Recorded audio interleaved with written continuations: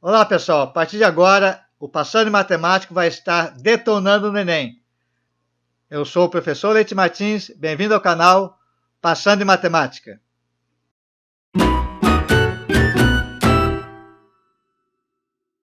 Numa atividade de treinamento realizada no exército de um determinado país, 3 equipes, Alfa, Beta e Gama, foram designadas a percorrer diferentes caminhos, todos com os mesmos pontos de partida e de chegada.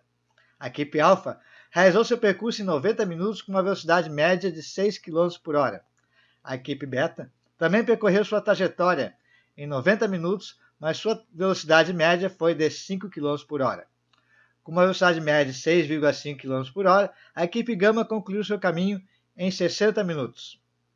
Com base nesses dados, foram comparadas as distâncias Beta, Alfa e Gama, percorridas pelas 3 equipes. A ordem das distâncias percorridas pela equipe Alfa, Beta e Gama é. Então, aqui está as alternativas. Então, nós estamos tratando de velocidade média. Velocidade média é a razão da distância sobre o tempo. Podemos dizer também que distância é igual a velocidade vezes o tempo. Como a velocidade está em km por hora e o tempo está em minutos, vamos transformar o tempo em minutos em horas. 90 minutos é igual a 1 hora e meia. São 60 mais 30 minutos. Então, 1 hora e meia, que equivale a 1,5 hora. Distância igual a velocidade vezes tempo. Velocidade 6 vezes 1,5. Obtemos 9 km. A equipe Beta fez também em 90 minutos. Também fez em 1 hora e meia, 1,5. Então, distância é igual a velocidade 5 km por hora vezes 1,5 hora, que equivale a 7,5 km. E a equipe Gama, ela fez em 60 minutos, então ela fez em 1 hora, uma velocidade 6,5 km por hora, vezes 1, temos 6,5 km. A distância percorrida pela equipe Gama. Então já até na ordem, ó. Alfa percorreu mais que Beta e Beta mais que Gama. Vamos ver a alternativa que dá certo. A alternativa A já responde a questão. Distância de Gama é menor que a distância de Beta, que é menor a distância de Alfa. Então a resposta dessa questão é a letra A.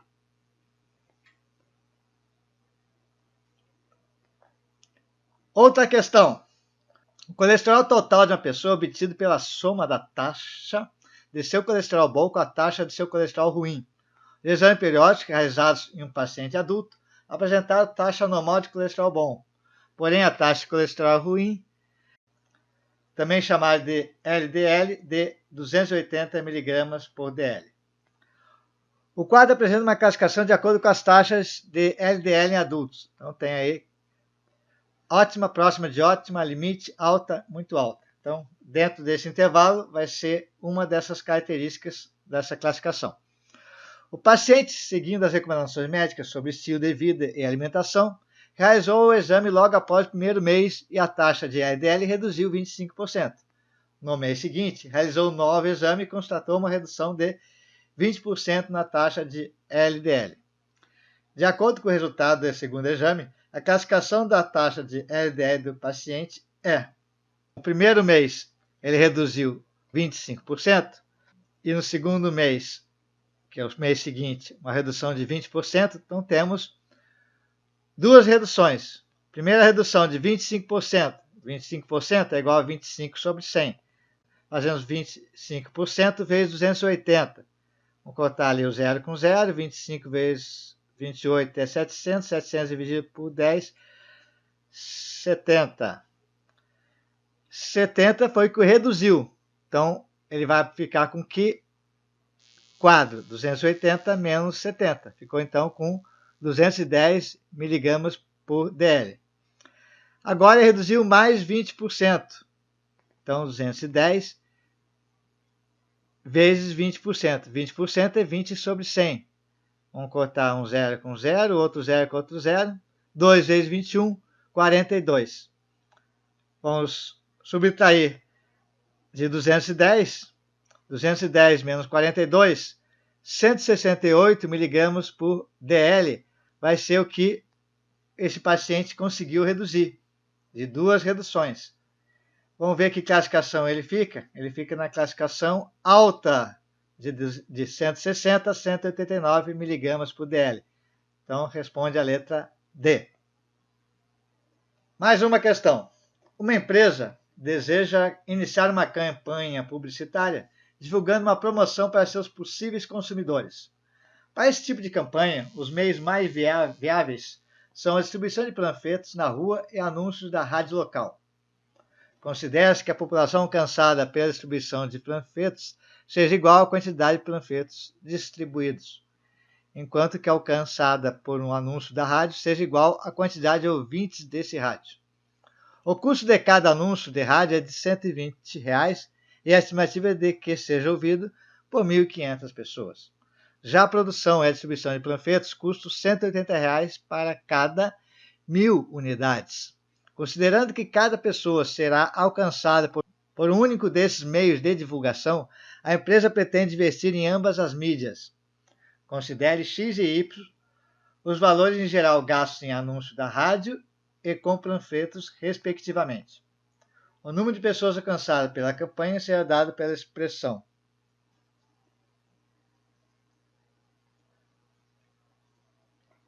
Então, X é rádio e Y são os panfletos. Ele quer saber a quantidade de pessoas alcançadas. Estamos diante de uma regra de 3. Vamos ver o primeiro caso, que é o custo do rádio. R$ 120 de rádio alcança 1.500 pessoas. Se eu aumentar o valor pago ao rádio, eu vou ter um número maior de pessoas sendo alcançadas, ouvindo essa notícia. Então aqui está a regra de 3. Como eu quero o número de pessoas, e X é o valor, fazendo isso aqui cruzado, né? 120 vezes P igual a 1.500 vezes X. P igual a 1.500 vezes X dividido por 120.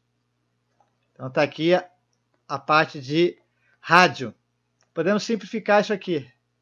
Corta um zero contra o zero. Posso dividir em cima por 3, embaixo por 3.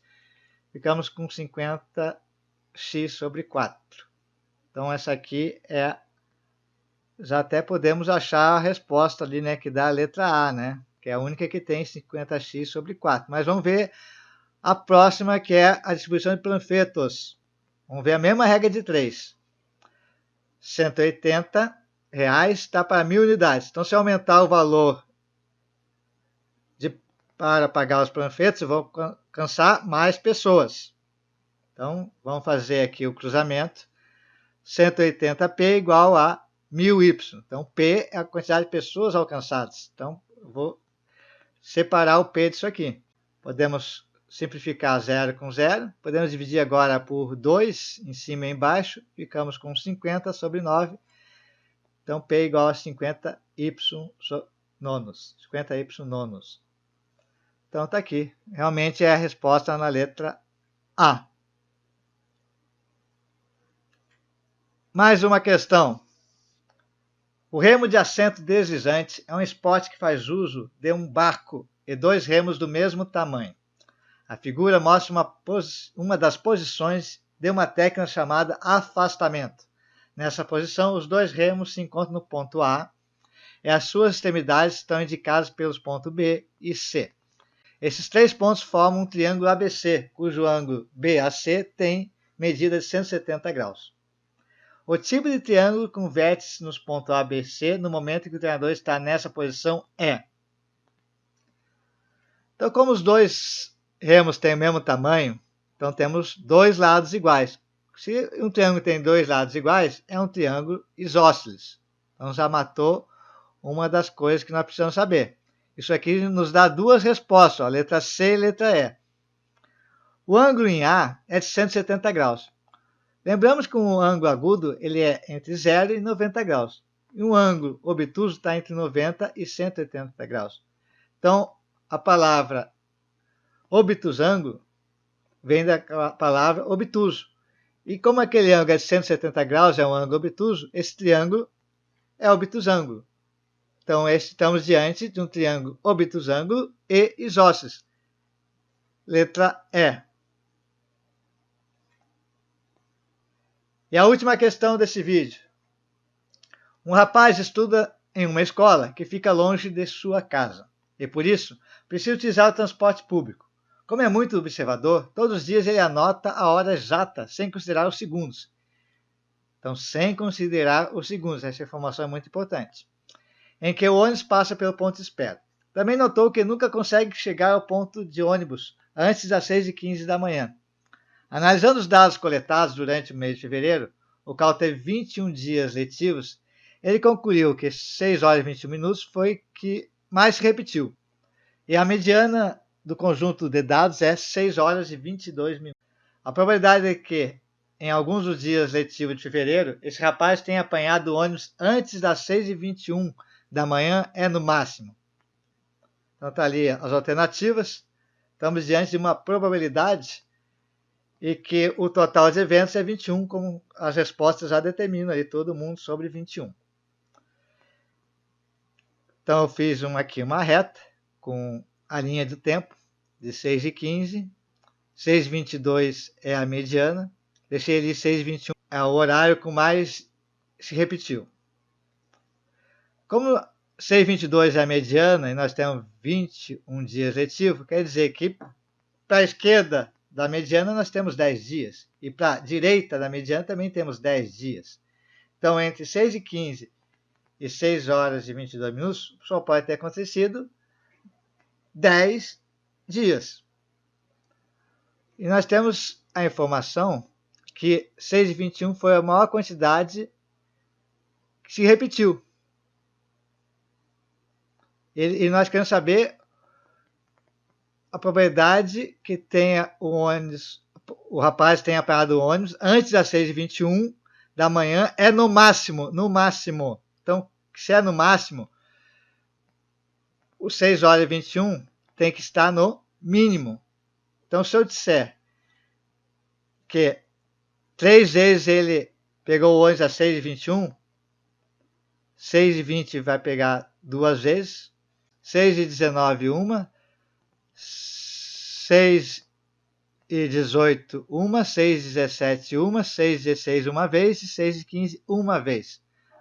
Observe, se eu fizer 6h21, 2, o que vai acontecer? Vai se igualar aos outros horários. Então, não, 6h21 é que mais se repetiu. Então, ele tem que ser maior que os outros. Então, só pode ter acontecido desta forma. Tá? Não necessariamente 2 vezes 6 horas e 20. Podia ser 2 vezes em outro horário. Mas entre 6h21 e 6h15, nós vamos ter quantas repetições? 1, 2, 3, 4, 5, 6, 7. Mais 3 e 6h21 dá 10. Então, tirando fora 6h21, porque foi probabilidade antes de 6h21, nós temos 7 dias que ele pegou nesse horário. Então, o total, a probabilidade é dada por dias favoráveis e total de dias. Total de dias nós vimos que é 21 e dias favoráveis são 7. Isso aí nos dá a resposta na letra D. Ao final do vídeo, não esqueça de clicar nos links e ver assuntos relacionados ao Enem. Tá bom, pessoal? Um abraço a todos, passando em matemática sempre. Valeu, pessoal!